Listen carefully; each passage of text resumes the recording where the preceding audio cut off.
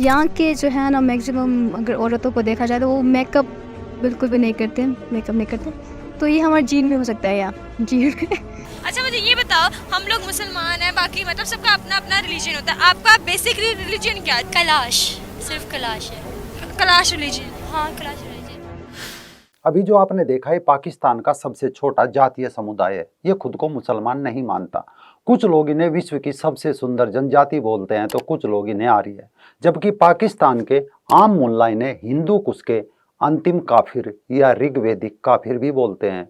किंतु पाकिस्तान और अफगानिस्तान की सीमा पर स्थित हिंदू कुश पहाड़ियों की घाटी में बसने वाला ये समुदाय खुद को कलाश बोलता है, जो आज आतंक, अतिवाद, जबरन धर्मांतरण, प्रवासन और जलवायु परिवर्तन के सामने अपनी संस्कृति और धार्मिक पहचान के अस्तित्व के लिए लड़ रहा है। टोटल क्लास जो है ना मौजूदा दौर में 4000 के करीब रह चुके हैं और इस गांव में तकरीबन जो है ना 400 लोग हैं। नमस्कार, मैं राजीव चौधरी। सनातन धर्म में कलश शब्द का बड़ा महत्व है। वैदिक परंपरा के अनुसार कलश से ऊंचा कुछ नहीं होना चाहिए। इसलिए हमारे प्राचीन मंदिरों के शिखर पर स्थित कलश यही बताता है कि उससे ऊंचा कुछ नहीं। ऐसी मान्यता है कि उस क्षेत्र में परमात्मा का प्रभामंडल अधिक सक्रिय रूप में उपस्थित रहता है। हिंदू कुश पर्वतमाला में रहने वाली ये जनजाति भी खुद को कलाश मानती है, यानी कि ऊंचा मानती है। कुछ लोग इन्हें महाभारत की गांधारी के वंशज भी मानते हैं तो कुछ सिकंदर के वंशज। कुछ भी हो, जहां कभी हिंदू कुश क्षेत्र में इनकी संख्या लाखों हुआ करती थी, आज वो महज सिमटकर 2500 से 3000 ही बची है। कलसा महिलाएं आमतौर पर लंबे काले वस्त्र पहनती है। युवा होने पर स्वयं अपना वर चुनती है। इस कारण से इन्हें चित्राल में मुल्लाओं द्वारा काले काफिर भी कहा जाता है। अच्छा बताओ, क्या वजह है कि लड़कियां हमारे लड़कों को पसंद नहीं कर रही? हमारे यहाँ पर इजाज़त नहीं है कि वो मुस्लिम लोगों से शादी करें। क्या मकसद है? मिलाना लगा के लेकर आए, उधर तो कहा था कि सब जाके लड़कियां पसंद करेंगे। और वो फेक है। वहाँ पर उसका ये मतलब है कि वो सिर्फ अपने कल्चर के लोगों के साथ शादी कर सकते हैं। मतलब तलाश का ही होना चाहिए। हाँ, तलाश का ही होना चाहिए। नॉन मुस्लिम है तो आप शादी कर लेंगे? हाँ, ये पॉसिबल है एक एनी हाउ लाइक। आखिर ये काले काफिर या हिंदू कुश के अंतिम काफिर या ऋग्वेदिक काफिर कौन है? समझिए पूरा किस्सा। लेकिन ऐसा नहीं है कि ये लोग कुछ नहीं जानते, अपना इतिहास इन्हें याद है। बस आज दोनों तरफ से घिरे मजहबी मुल्लाओं के बीच कुछ कर नहीं सकते। पहले तो हमारी तादाद बहुत ज़्यादा थी। हम लोगों ने तो पूरी चित्राल में भी 3000 साल हुकूमत की, पर मुसलमानों ने आके बाद में आके जब वो इस्लाम आई तो जब वो आई तो हम लोगों को मार मार के हम लोगों को ख़त्म कर दिया। ये सच है, ये हिस्ट्री बताती है। दरअसल ये कलश लोग पाकिस्तान के खैबर पख्तूनवा प्रांत के चित्राल जिले की कलश घाटी में रहते हैं। चित्राल जिला अफगानिस्तान के एक प्रांत नूरिस्तान से जुड़ा हुआ है। नूरिस्तान को कभी काफिरिस्तान यानी काफिरों की भूमि के रूप में जाना जाता था।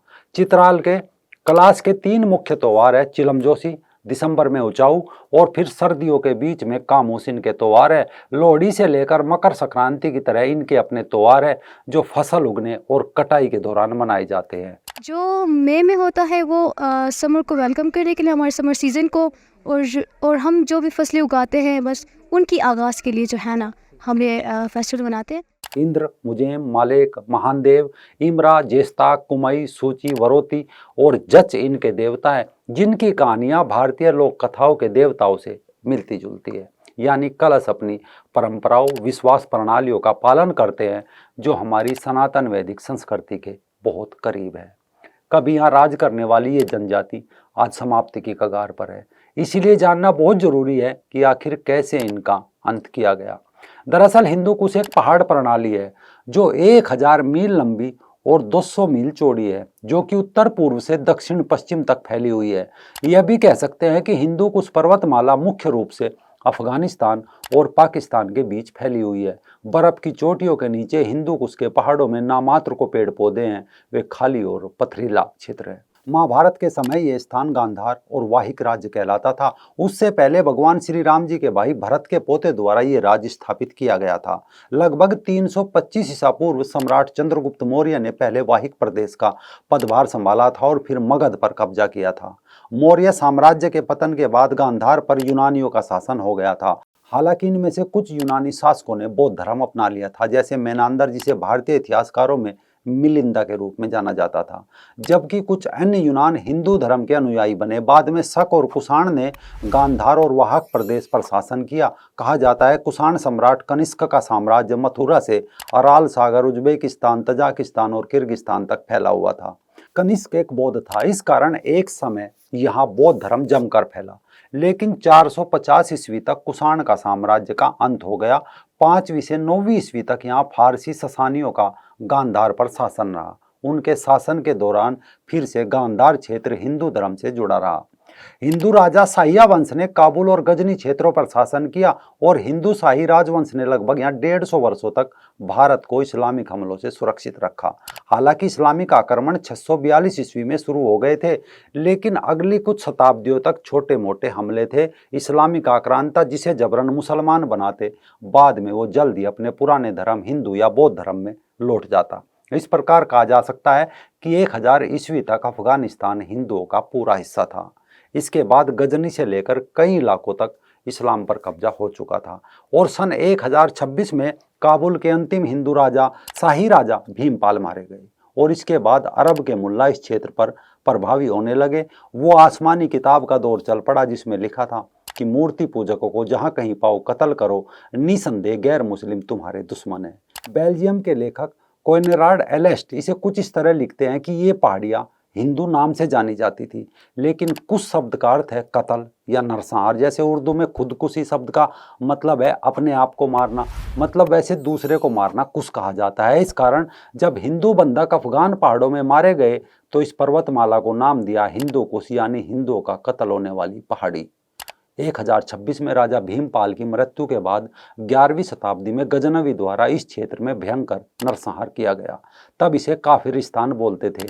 इसके बाद 1339 में तैमूर के आक्रमण के दौरान कलश समुदाय का नरसंहार किया गया और बाद में 1856 के आसपास अफगानिस्तान के अमीर अब्दुल रहमान खान ने इस क्षेत्र पर आक्रमण करके इस पर अधिकार कर लिया। इसके बाद यहाँ के लोगों को जबरन मुसलमान बनाया गया। इस क्षेत्र का नाम भी बदलकर नूरिस्तान कर दिया गया, जिसका अर्थ है नूर यानी प्रकाश का स्थान। जो बच गए इसके बाद 1895-96 में इस क्षेत्र के लोगों को जबरन इस्लाम में परिवर्तित कर दिया गया। अगर कुछ बचे रहे तो वे थे ब्रिटिश इंडिया के अधीन भारत में, यानी गांधार को पहले काफिरिस्तान कहा गया। जब मुल्लाओं का कब्जा वहाँ हो गया तो इसे अफगानिस्तान कर दिया गया और काफिरिस्तान को नूरिस्तान बोलने लगे। एक अंग्रेज सर जॉर्ज स्कॉट रॉबर्टसन इस काफिरिस्तान की यात्रा करने वाले पहले विक्टोरियन थे। उन्होंने 1896 में प्रकाशित अपनी पुस्तक the kafirs of the Hindu Kush में अपने अनुभव का वर्णन किया। किंतु ब्रिटिश इंडिया के चित्राल में कुछ कलश बचे रह गए। ऊंचे पहाड़ों में थे। पाकिस्तान बना, बाद में यहाँ भी वही सिलसिला चल पड़ा। 1 लाख की आबादी आज हजारों में सिमट गई। उसमें भी जैसे अलकायदा और तालिबान का मजहबी नाटक शुरू हुआ तो कलश समुदाय को जबरन धर्मांतरण का खामियाजा भुगतना पड़ने लगा। जून 2016 में चित्राल में कलश जनजाति के सदस्यों के साथ सैकड़ों मुस्लिमों की झड़प हुई थी, जब उनकी लड़कियों ने दावा किया था कि उन्हें जबरन इस्लाम में परिवर्तित होने के लिए मजबूर किया जा रहा है। ऐसी पहली घटना नहीं थी। सितंबर 2009 में तालिबान ने इनकी मदद कर रही एक विदेशी सामाजिक कार्यकर्ता एथानाइसिस लहरोस का अपहरण कर लिया था। वह उस टीम का हिस्सा थी जो कलासियों को उनकी पारंपरिक संरचनाओं के पुनर्निर्माण में मदद कर रही थी। लहरोस को लगभग 8 महीने तक तालिबान की कैद में रहने के बाद रिहा कर दिया गया। तब से कोई भी विदेशी इन घाटियों में नहीं आया, पर हमले लगातार होते रहे। अगस्त 2012 में मुल्लाओं की फौज काफिरिस्तान में घुसी और कलश समुदाय के चरवाहों को मार डाला। उनकी 200 बकरियों का एक झुंड ले गए। इसके बाद साल 2014 में एक वीडियो सामने आया था जिसमें तहरीक तालिबान पाकिस्तान यानी TTP ने कलश के ऊपर हमले की घोषणा की। और गजब देखिए, तमाम सुन्नियों के संगठन ने कलशा समुदाय के ऊपर हमले को जायज माना था। विदेशी अखबारों ने इस मुद्दे पर पाकिस्तानी सरकार को आगाह किया। नतीजतन यानी 2014 में ही मुख्य न्यायाधीश तसादुक हुसैन जिलानी की अध्यक्षता वाली सुप्रीम कोर्ट की 3 न्यायाधीशों की पीठ ने उन समाचार रिपोर्टों पर ध्यान दिया कि अल्पसंख्यक कलसा समुदाय धर्मांतरण के खतरे में है और हिंसक परिणामों का सामना कर रहा है। यहाँ तक कि पाकिस्तान के राज्य खैबर पख्तूनख्वा सरकार ने भी पाकिस्तान की सुप्रीम कोर्ट के सामने खुलासा किया कि चित्राल जिले में कलश घाटी की लगभग 3500 खलासियों को आतंकवादियों से मौत की धमकियों का सामना करना पड़ रहा है।